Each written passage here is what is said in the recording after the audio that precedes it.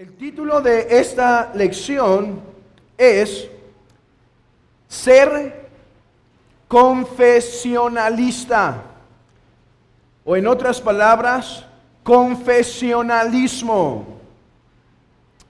¿Qué queremos decir por esta palabra complicada? Aquí está el punto. Una característica de una iglesia reformada es ser confesionalista. Hermanos, no es suficiente tener 5 puntos. No es suficiente tener 5 solas. No es suficiente tener el principio regulador y una alta eclesiología. Una iglesia reformada se caracteriza también por ser confesionalista. Sin embargo, esta práctica es una a la que se oponen muchos que dicen estar en la tradición reformada o que dicen seguir los pasos de la reforma. Ellos dicen así: no credo, sino la Biblia. Pero ¿es esto en armonía con la doctrina reformada? Y mucho más importante, ¿es este rechazo a las confesiones en conformidad con los principios bíblicos? Pregunta: ¿ser bíblico me empuja a rechazar las confesiones o ser bíblico me empuja a confesar las confesiones?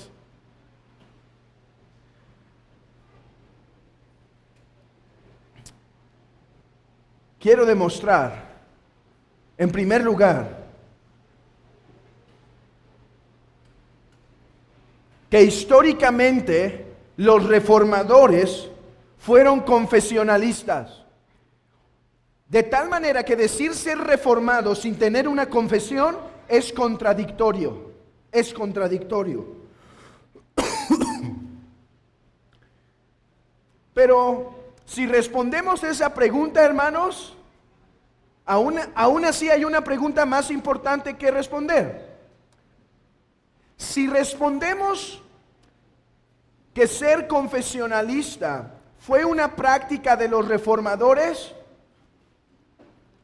la pregunta ahora más importante sería: ¿y fue esa práctica bíblica?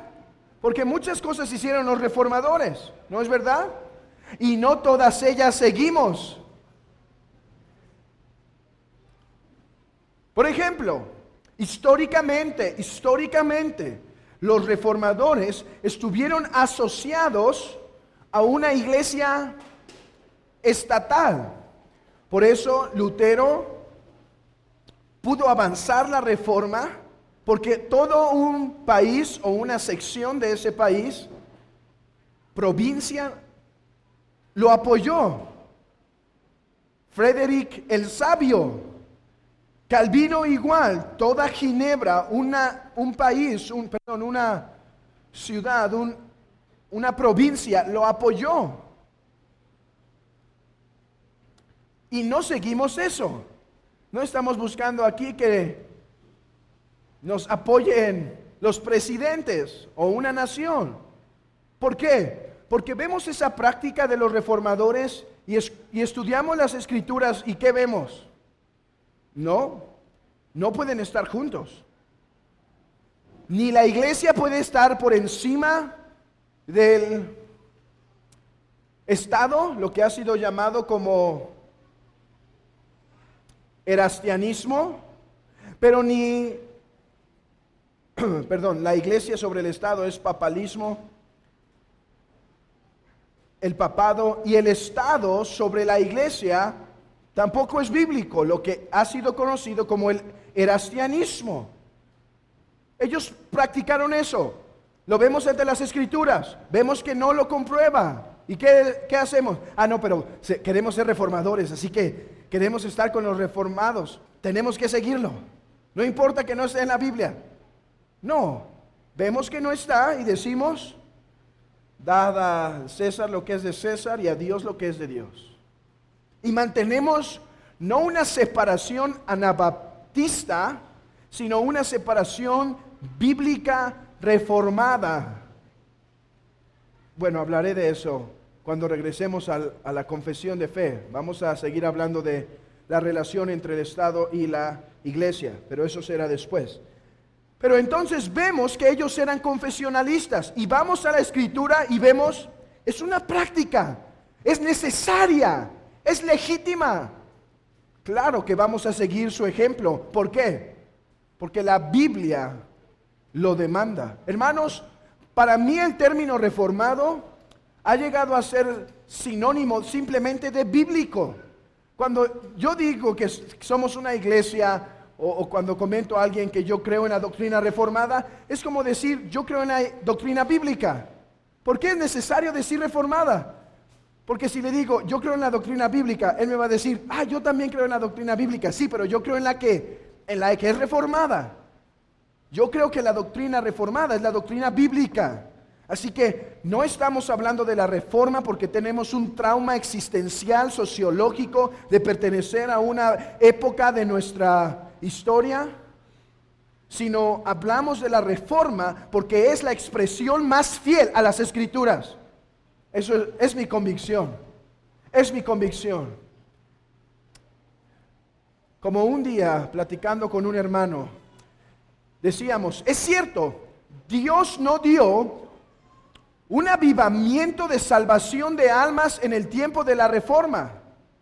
Sí lo hizo con Jonathan Edwards, con George Whitefield, pero yo creo que el Espíritu del Señor descendió en el tiempo de la Reforma y el puritanismo para purificar la doctrina.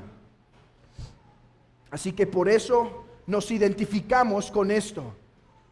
Para mí, cuando alguien dice o cuando alguien rechaza la doctrina reformada, no está rechazando la doctrina de unos hombres que quisieron reformar la iglesia. Están rechazando lo que yo creo es la doctrina bíblica. Y hoy vamos a tener un tiempo de preguntas y respuestas. Por si alguien tiene preguntas sobre lo que vamos a hablar, las apunten y acuérdenme de no olvidar tener el tiempo de preguntas y respuestas. Así que primero demostremos que esto fue la práctica de los reformadores y en segundo lugar demostremos que esto es una práctica bíblica. Es un hecho innegable que la tradición reformada era confesionalista. Podemos ver esto en al menos dos maneras. Uno, todos los reformadores y los posreformadores se adhirieron a lo que es conocido como los 7 concilios o credos ecuménicos. No ecuménicos en el mal sentido del día de hoy, de lo que se llama libre diálogo entre dos religiones opuestas, sino ecuménicos en el sentido que eran aceptados por la iglesia verdadera en ese tiempo. Hermanos, todos los reformadores creían en estos credos. Por ejemplo, el credo de los apóstoles, el que están aprendiendo los niños, ellos creían en eso. De hecho, la institución de Juan Calvino fue formulada a la luz de esos 4 secciones. Creo en Dios el Padre, creo en el Hijo, creo en el Espíritu y creo en la Santa Iglesia. Así formuló Juan Calvino sus 4 libros de la institución. No solo eso, el credo niceno, el credo constantinopolitano, que hablan sobre la Trinidad y la persona de Cristo. Los reformadores lo aceptaron, los reformadores lo tomaron como suyo. Ellos dijeron, esto no pertenece a Roma, este es de la verdadera iglesia. Roma no es la verdadera iglesia, por lo tanto es nuestro. Hermanos, si ustedes revisan la Confesión de Londres de 1689, revisen el capítulo 2, que es de Dios y la Trinidad, y se podrán dar cuenta de que la fraseología que se utiliza ahí es la misma del concilio niceno, del credo niceno.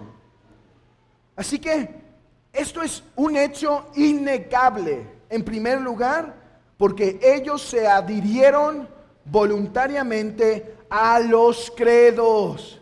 Sí, los que dijeron sola escritura, dijeron sí a los credos, sí a los credos, sí a los concilios. Esos mismos que dijeron no a la tradición romana, sola escritura, la Biblia es la máxima autoridad, fueron los mismos que no rechazaron los credos de la iglesia temprana. ¿Cuál era la diferencia? Que Roma ponía los credos por encima de la Biblia y los reformados ponían la Biblia por encima de los credos. Los credos pueden errar, la Biblia no. Bueno, además de que Roma no solo creía en los credos, sino en todos los concilios y los dichos ex cátedra de la iglesia. Por eso es que M.J. Bosma dice así, resume la doctrina reformada así: la doctrina reformada es ese sistema de verdades de la revelación divina obtenidas en la palabra de Dios, a la cual las iglesias reformadas la han declarado ser la expresión de su fe, y como tal ha sido formulada en estándares y confesiones. Hermanos, los reformados vieron necesario, ellos decían, la Biblia, yo creo en la Biblia, yo creo que la Biblia es la palabra de Dios, Dios se ha revelado en la Biblia, pero después vieron que los socinianos, que rechazaban la doctrina de la Trinidad, decían lo mismo. Los herejes decían, creo en la Biblia es mi máxima autoridad, la Biblia es la palabra de Dios, pero no creo en la divinidad de Cristo. Entonces los reformados dijeron, no, yo creo en la Biblia, pero es necesario formular lo que creemos que la Biblia enseña sobre cada punto.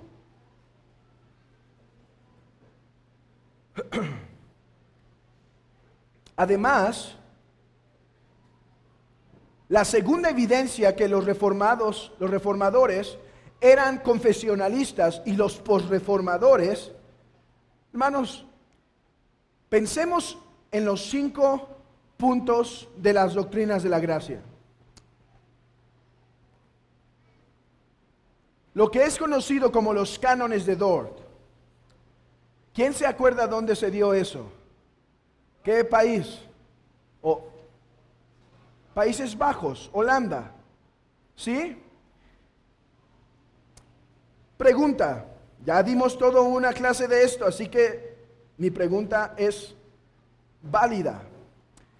Cuando acabaron sus 5 cánones, 5 puntos de los cánones de Dort, que ya explicamos que son más que unos renglones, son largas exposiciones, ¿qué dijeron los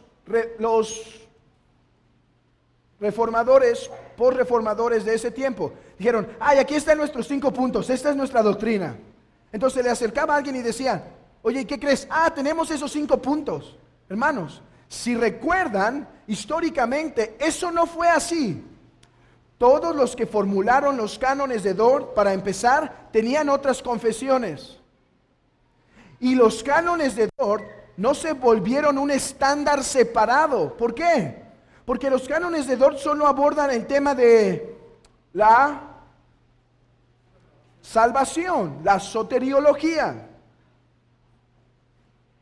Tan evidente es esto que los cánones de Dort se unieron a otros 2 confesiones y formaron lo que hoy se llama las 3 formas de unidad, que es la confesión belga, que es el catecismo de Heidelberg y los cánones de Dort. Ellos dijeron, los cánones no pueden ser toda nuestra confesión. Sí, son muy buenos, son muy necesarios, a la luz del contexto son necesarios, pero esto es solo una parte, esto solo es la salvación. Necesitamos la confesión belga, que también habla de las escrituras, de la iglesia. Necesitamos el catecismo de Heidelberg, que expande todavía más nuestra confesión. Así que esta fue la práctica, hermanos, de los mismos que se dijeron tener los 5 puntos, los 5 cánones de Dort. Que alguien se adhiera a los 5 puntos de las doctrinas de la gracia y rechace las confesiones, es contradictorio al sentir de los que formularon esos 5 puntos. ¿Pueden ver? ¿Pueden ver? Ser reformado es más que tener 5 puntos. Es más que tener 5 solas. Noten esto. A ver si con este ejemplo ficticio me logro transmitir. Si tú preguntabas a uno de los que formuló los cánones de Dort, oye, ¿y cuál es su fe? ¿En qué creen? ¿Creen en las 5 solas o los 5 puntos? Yo creo que esta hubiera sido su respuesta.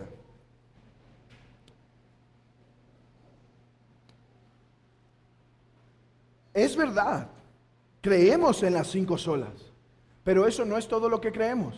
Creemos en los 5 puntos, pero eso no es todo lo que creemos. Tenemos una confesión que explica lo que creemos. Entonces ¿su doctrina se explica en la confesión? No, es un breve resumen de lo que implica la teología reformada. Yo estoy seguro que las confesiones eran vistas por ellos como resúmenes. Quiero ser muy redundante en esto para que quede claro. Resúmenes básicos, introductorios no desarrollados, de lo que consistía su fe sobre diferentes puntos. ¿Por qué puedo decir todas estas características de lo que ellos creían de las confesiones, que solo eran introductorias? Uno solo tiene que meterse a los 16 volúmenes de John Owen, de más de 500 páginas cada volumen, para ver cómo explicaba lo que creía. Y con letra pequeña, no crean que usaban Arial 12. Yo creo que era como Arial 10. Más, obviamente, sus 7 volúmenes donde comenta sobre el libro de Hebreos, los cuales 2 son la pura introducción antes de llegar al texto. ¿Son las confesiones toda nuestra doctrina? No, es un resumen. Pero vean cuán cortos nos quedamos si solo decimos que nuestra fe son los 5 puntos más las 5 solas. Ya, qué pobre, qué escaso. No hay duda. Los reformadores eran confesionalistas.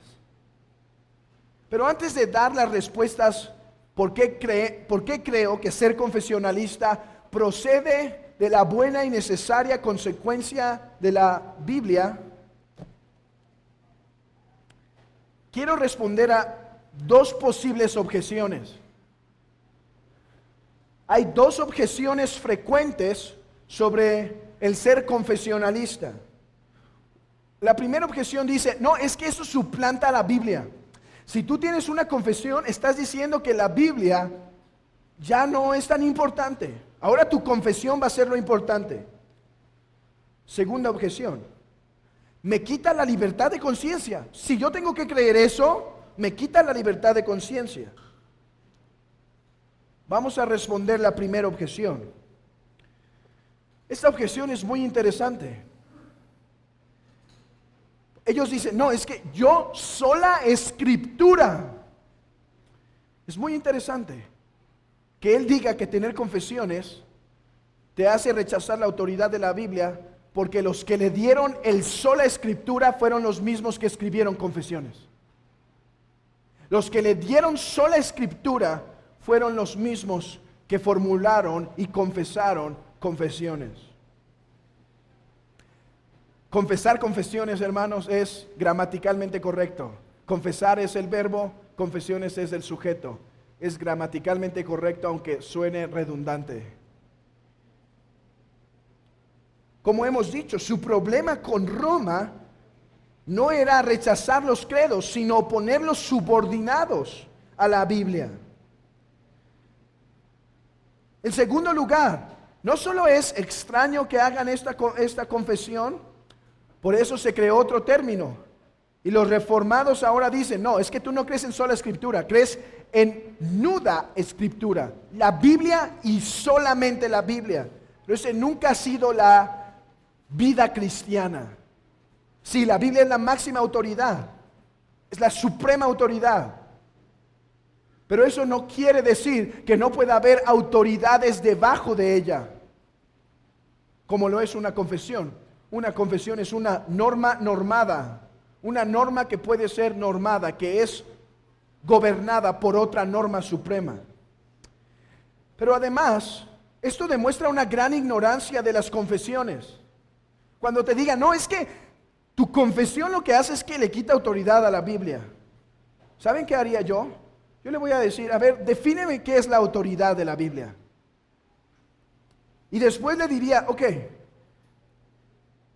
mira lo que dice el Catecismo de Heidelberg, mira lo que dice Westminster, mira lo que dice la Confesión belga, mira lo que dice la Confesión helvética, la primera y la segunda, mira lo que dice el Catecismo de Westminster, mira lo que dice la Confesión de Londres de 1689. Hermanos, revísenlo. Todas ellas declaran que la Biblia es la máxima autoridad.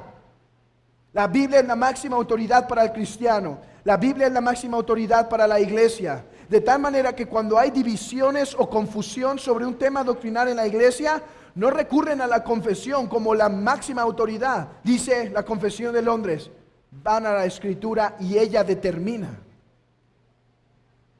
Cuando alguien diga que la confesión disminuye, díganle que las lea primero antes de criticarlas. Así que es un mito que la iglesia reformada, al tener confesiones, disminuyeron su autoridad. Hermanos, ¿quién puede acusar a Lutero de usar las confesiones para disminuir su autoridad? La autoridad de la Biblia. El que dijo, a menos que mi conciencia esté convencida por las Escrituras, no voy a ceder. Respondamos a la segunda objeción. Me quita mi libertad cristiana. O sea, si ya me tengo que someter a ese conjunto de verdades, me quita mi libertad. El argumento es algo así. Si yo tengo que suscribirme a un documento que no es la Biblia para poder pertenecer a la iglesia, eso viola mi libertad de conciencia. En primer lugar, esto es una gran ignorancia de la forma bíblica y reformada de practicar las confesiones. En una iglesia, para que alguien sea miembro, no es necesario que confiese el 100% de la confesión.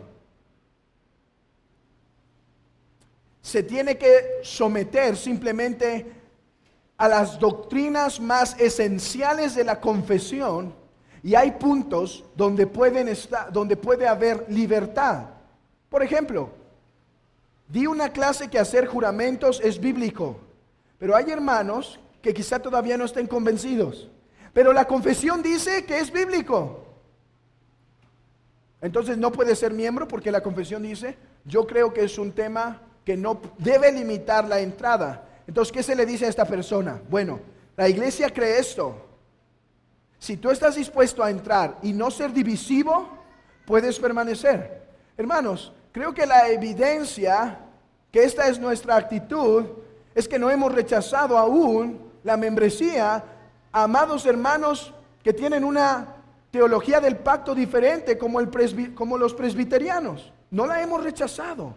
Pueden ser miembros, siempre y cuando ellos sepan que aquí se enseña una teología del pacto bautista y ellos decidan, aunque no estén de acuerdo totalmente, ser sumisos y no divisivos. Y hay paz. Entonces esto demuestra una ignorancia de que no saben ni cómo se practican las confesiones. El pastorado y el diaconado es diferente.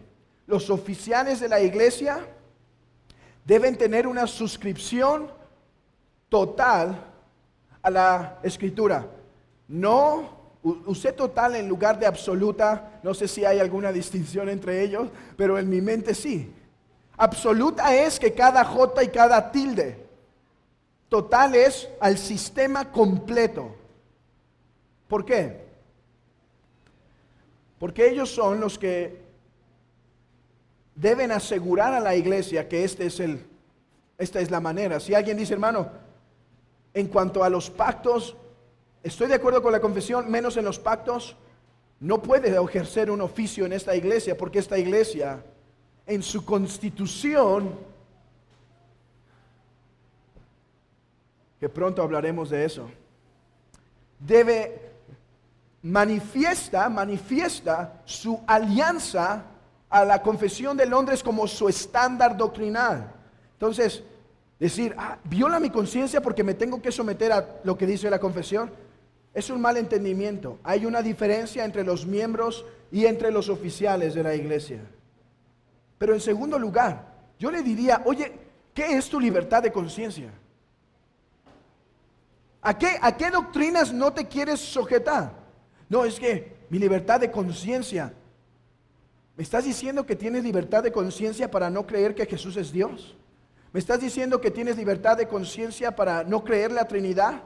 ¿Me estás diciendo que tienes libertad de conciencia para no creer la salvación, la justificación por la sola fe, la glorificación, la resurrección? Entonces define bien tu libertad, porque no tienes libertad de conciencia para creer lo que se te antoja.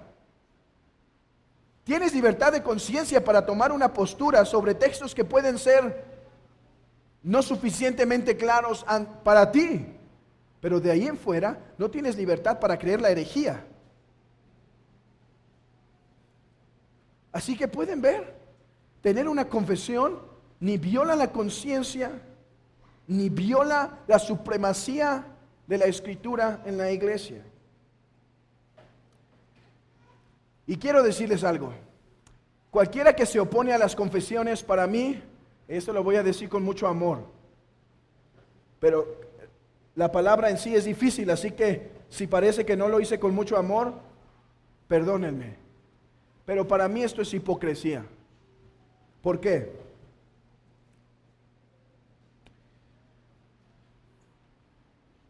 Porque si esa persona se queja de que tenga que recibir palabras que no proceden de la Biblia,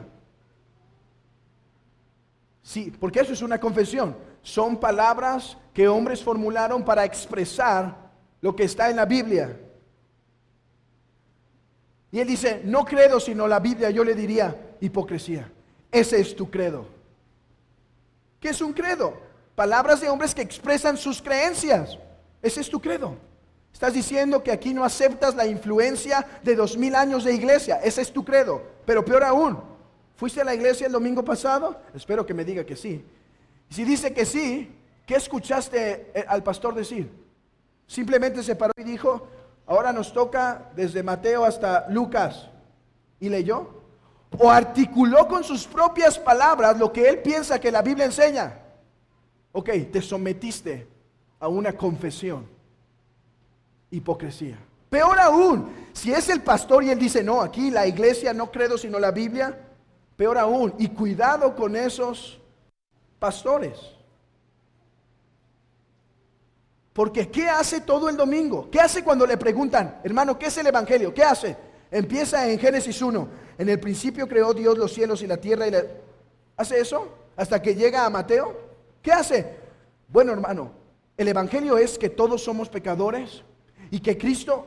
No, pero léeme la Biblia, porque me estás dando con tus palabras, me estás dando lo que dice la Biblia. Hipocresía.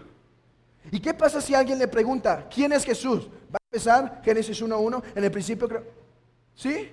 No va a decir, bueno, Jesús es Dios y Jesús es hombre. Esas palabras no están en la Biblia. ¿Por qué las usas? ¿Por qué las usas? ¿Por qué usas palabras de hombres para expresar el contenido aquí declarado? Hipocresía. Rechazas las confesiones cuando vives practicando ese método.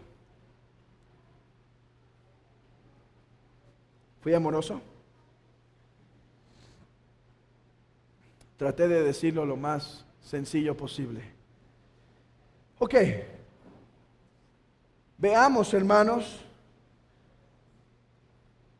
cómo la Biblia demanda esto. Y quiero comenzar diciendo lo siguiente. El simple hecho de ser la imagen de Dios, el simple hecho de que el hombre tiene la imagen de Dios, puso en el hombre la capacidad no solo de escuchar las palabras de Dios, sino de reproducirlas de acuerdo a su propio pensamiento. Hermanos, esa es la voluntad del Señor. La voluntad del Señor no solamente es que repitamos su palabra tal cual fue dicho. La voluntad del Señor es que comprendamos su palabra y argumentemos su palabra y acomodemos su palabra.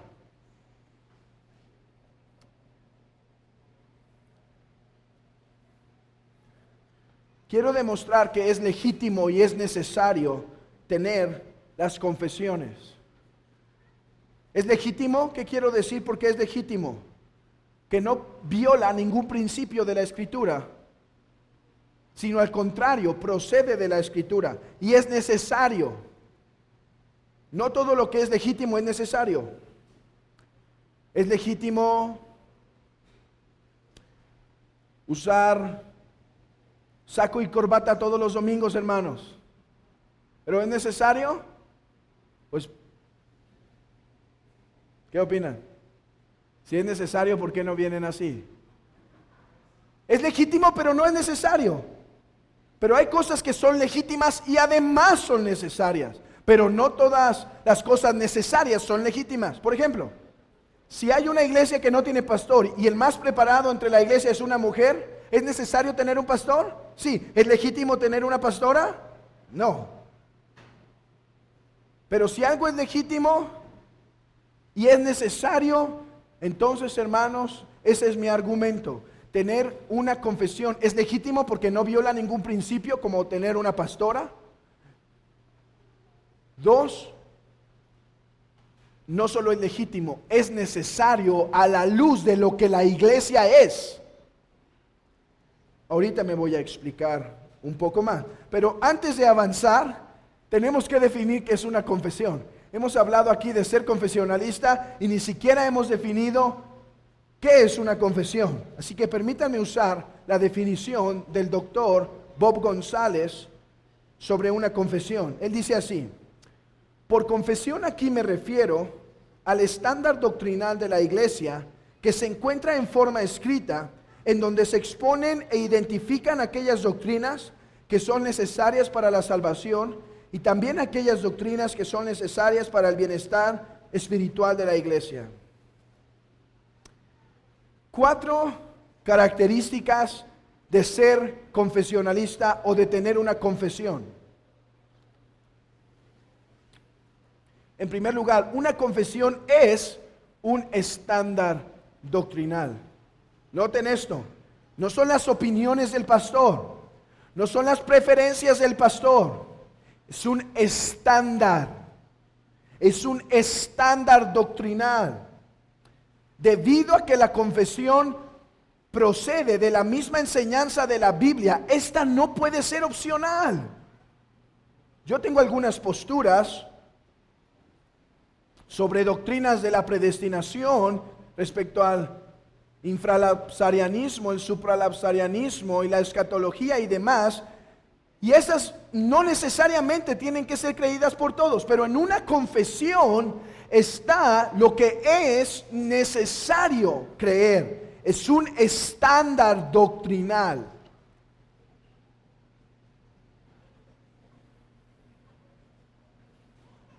Por eso Pablo dice a Timoteo, hablando de la sana doctrina: retén la forma de las sanas palabras. Hay una forma, no puede ser movida. Hay un estándar doctrinal.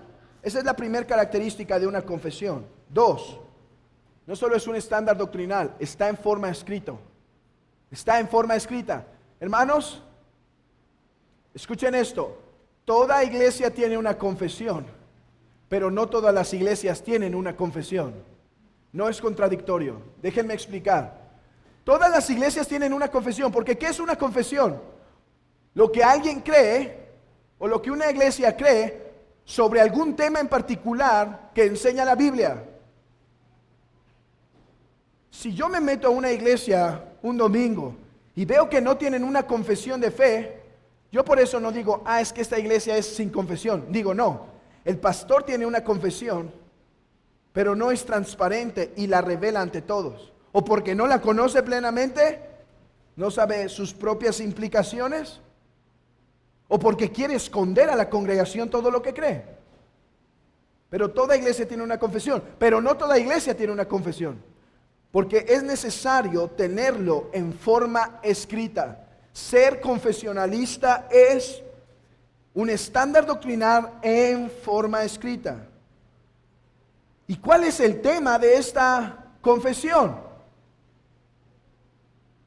Posturas sobre quiénes son los hijos de Dios de Génesis 6. Posturas sobre predestinación muy intricadas ahí. No, lo que es esencial para la salvación. ¿Qué hay en una confesión? Lo que es esencial para la salvación. Pero hay más. Y lo que es esencial para el bienestar de la iglesia. No solo vamos a exponer en una confesión lo que es esencial, sino lo que es el bienestar para la iglesia. Por eso nuestra confesión tiene un capítulo, hermanos, sobre la iglesia, el gobierno de la iglesia, las ordenanzas, entre otros temas. No solo lo que es concerniente a la salvación, al bienestar de la iglesia. No sean engañados entonces, hermanos, que cuando alguien dice, oye, ¿tienes una confesión? Sí, métete a la página de internet y ahí va a decir, creemos las escrituras esto, creemos esto. Eso no es una confesión. Es una redacción hipersimplificada. Eso no me dice nada, hermanos.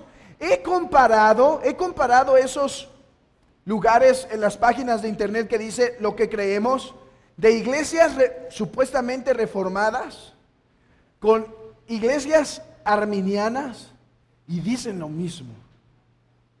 Dicen lo mismo. Ser confesionalista es tener lo esencial de la salvación y lo esencial para el bienestar de la iglesia. No es exhaustivo, hermanos, no es exhaustivo. Exhaustivo podríamos decir son los 16 volúmenes de John Owen. Solamente introductorio, pero lo esencial de estos dos elementos. Y quiero agregar una cosa más. Ser confesionalista es abrazar una fraseología histórica. Sí, yo mañana puedo ponerme a hacer 160 capítulos, 160 párrafos de doctrina. Pero ser confesionalista es más que tener 160 párrafos de doctrina. Los testigos tienen esas 160 o más. Los testigos de Jehová.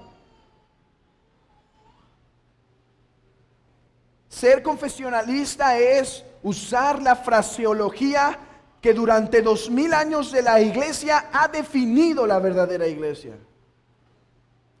Usar palabras como la esencia para hablar de la deidad. Usar palabras como persona. Usar palabras como autoridad, revelación natural, revelación especial. Todas esas son fraseologías tomadas no de ayer, de 2000 años de historia de la iglesia. Porque una confesión no solo debe decir lo que creemos, debe decir lo que yo y 2000 años de hermanos hemos creído, hermanos. Eso es una confesión. La pregunta es legítimo?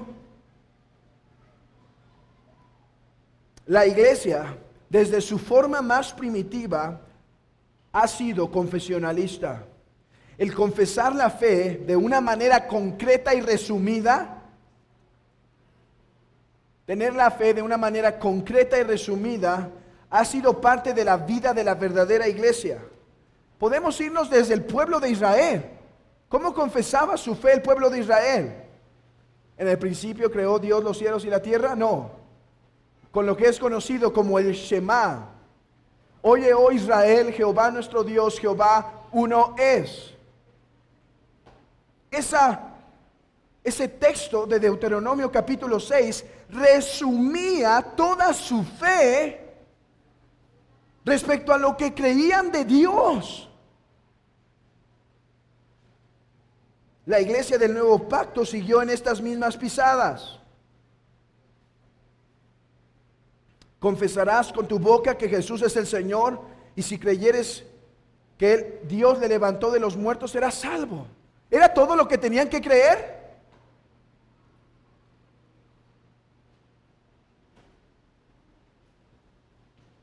No, mucho más cosas. La resurrección, pero en forma concreta se resumía lo que era esencial para la salvación. Con el paso del tiempo, la iglesia verdadera le fue necesario seguir concretando su doctrina hasta tal punto que fueron conocidos como, ellos enseñan la doctrina, la del camino. La del camino. En forma concreta se resumía lo que toda una teología enseñaba.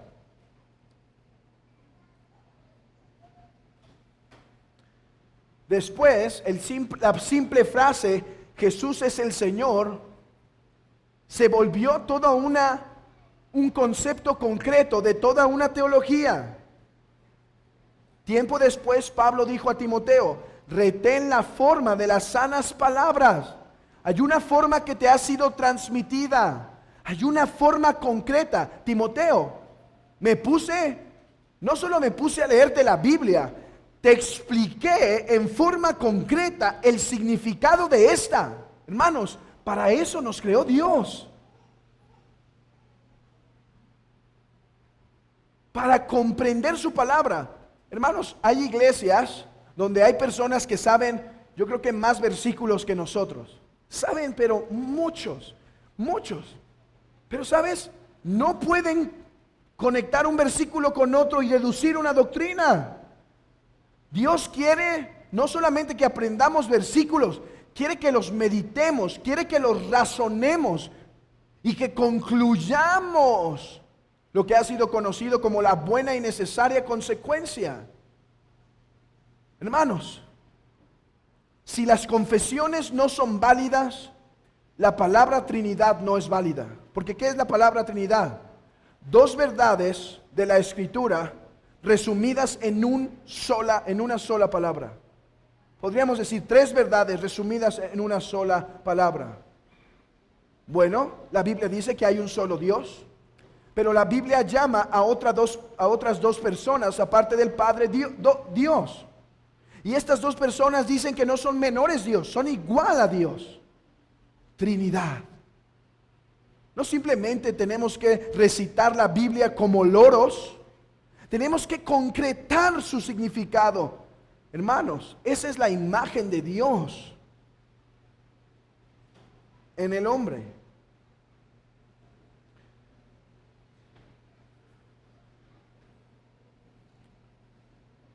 Así que la iglesia temprana naturalmente siguió estos pasos, porque es la voluntad de Dios. No se viola ningún principio. Pablo no solo leyó la Biblia a Timoteo, le dio la forma de las sanas palabras. Hermanos, es como si a nosotros nos dan una pieza de un rompecabezas, una forma, y para saber si la otra persona cree igual a nosotros, no le pedimos todo el rompecabezas para ver si nuestra pieza ajusta ahí. Simplemente le decimos, a ver la forma de tus sanas palabras, vamos a ver si tu pieza une con la mía. Vamos a ver si es una misma. Así se identificó el cristianismo primitivo. Tanto que existe tal cosa como el credo de los apóstoles. ¿Por qué fue necesario el credo de los apóstoles? Porque la Biblia enseña que hay un solo Dios. Porque la Biblia enseña que este solo Dios es el Padre, es el Hijo y es el Espíritu Santo. Pero saben, muchos atacaron esa doctrina. Fue necesario, por lo tanto, decir, creo en Dios el Padre, creo en Jesucristo, creo en el Espíritu Santo, creo en la Santa Iglesia y la comunión de los santos. ¿Es todo lo que creían los primeros cristianos? No, hermanos, hay volúmenes y volúmenes de lo que escribieron. Pero ese es el resumen de su fe, su confesión.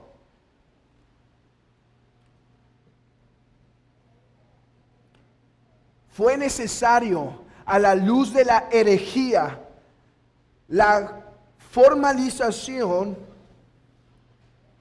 de los estándares doctrinales confesados por los cristianos. Entonces, miren esto. El credo de los apóstoles fueron de las primeras confesiones, porque había algunas herejías, pero después hubo otras herejías. Entonces, se tomó el credo de los apóstoles y se construyó sobre ellos. Podríamos decir, de una manera simplista, eso fue el credo niceno. Y después hubo otra herejía en contra de la divinidad de Cristo. Se tomó el credo de los apóstoles, se tomó porque creemos esto que ellos creían, creemos esto que dijo el credo niceno, y ahora creemos también el credo constantinopolitano, porque el credo atanasio, creemos también en que Cristo es una persona con dos naturalezas. Esas naturalezas son inmezclables, pero inseparables al mismo tiempo. Déjenme decirlo así. Históricamente ha sido los herejes que rechazan las confesiones.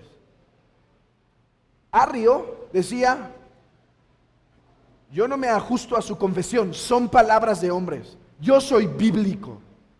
¿Qué opinan? Arrio decía que él era bíblico. Y Arrio decía que Cristo no era Dios, que no era consubstancial al Padre. Y yo soy bíblico, yo no uso sus confesiones.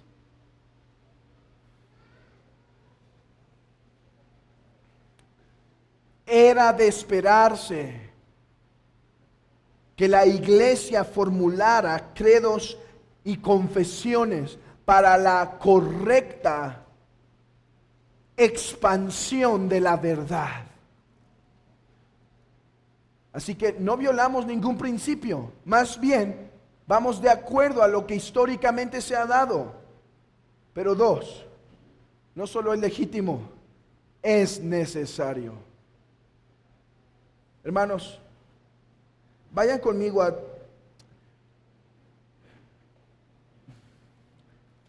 Timoteo. 1 Timoteo 3:15.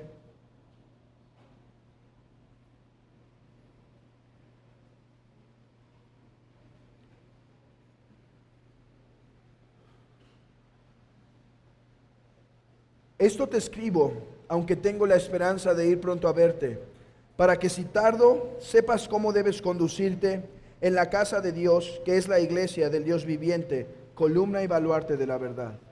No solo es legítimo usar confesiones porque no violamos ningún principio de la Escritura, es necesario. Es necesario. ¿Cómo la iglesia será columna y baluarte de la verdad si no puede definir lo que cree? ¿Cómo defenderemos la verdad ante los testigos de Jehová si simplemente llegan y dicen: ¿qué son ustedes? Somos bíblicos. Sí, pero ¿qué creen? Somos bíblicos. Ay, nosotros también, hay que hacer equipo. Si la iglesia va a defender la verdad, es necesario la formalización de credos y confesiones. Judas dice: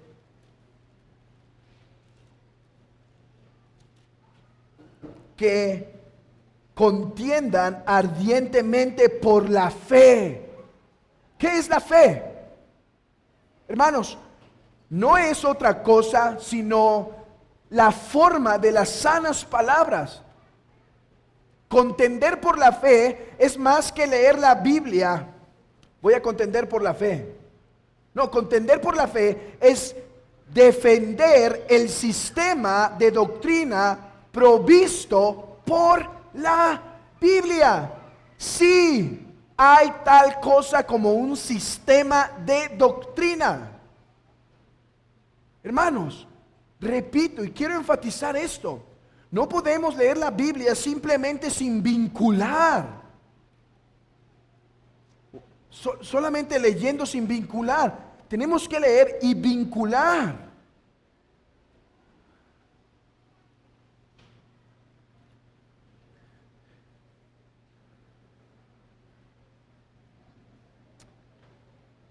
Es necesario para defender la fe. Es necesario para enseñar.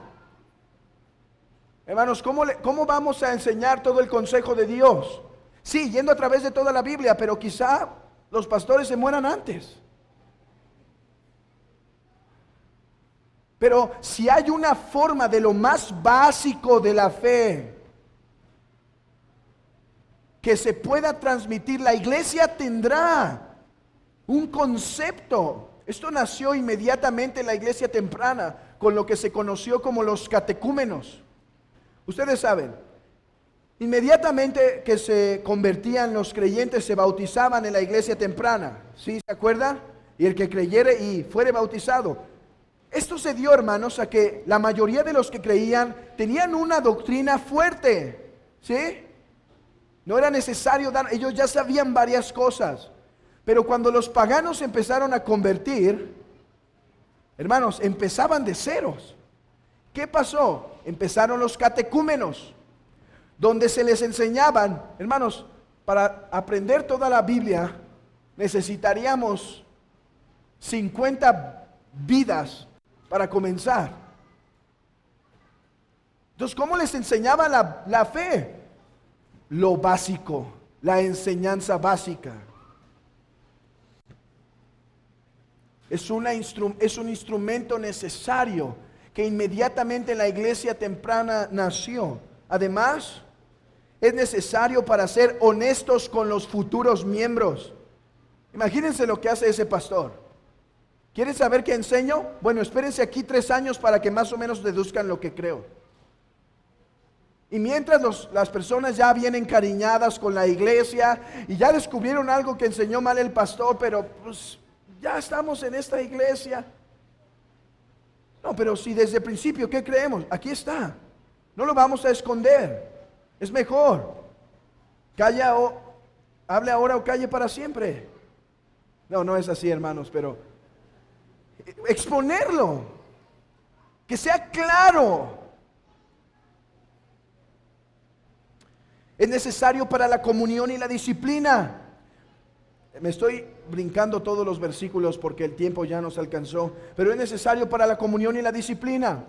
Hermanos, ¿cómo vamos a tener comunión con alguien que cree opuesto? Este estándar doctrinal no solo nos divide de muchos, nos une con muchos. Nos une con muchos. Nos une con nuestras iglesias hermanas aquí en este país. Nos une no solo nos une con los que actualmente viven, nos une con años y años de cristianos. Muchos cristianos que han confesado lo mismo. Yo quiero estar con ellos. Yo no quiero estar con los innovadores actuales. No, yo quiero tener la confesión apostólica, no la de aquí enfrente. La apostólica, la misma que los apóstoles testificaron. Esa quiero que sea mi confesión.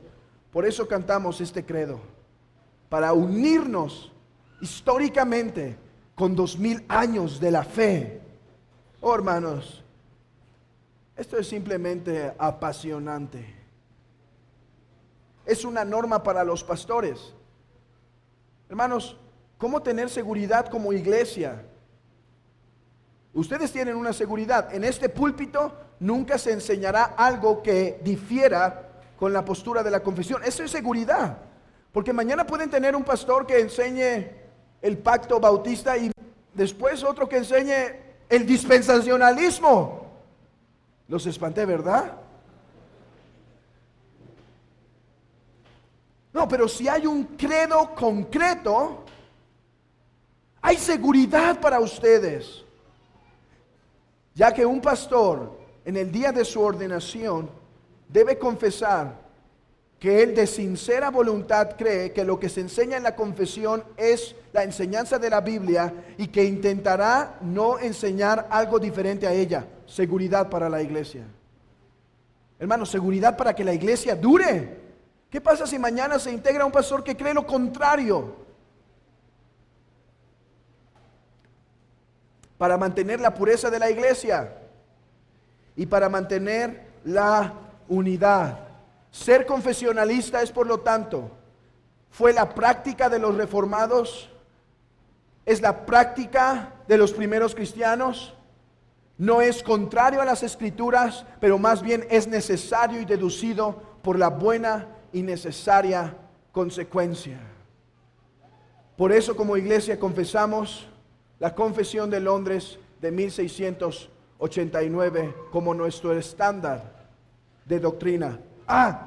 ¿Estás diciendo que es lo mayor que la Biblia? No, es un estándar subordinado. De hecho, hemos dicho aquí los errores que pensamos que tiene la confesión y algunas diferencias que tenemos con ella en cuestiones de escatología y demás. No es perfecto, pero con ella no puedes manifestar tus diferencias. Amén.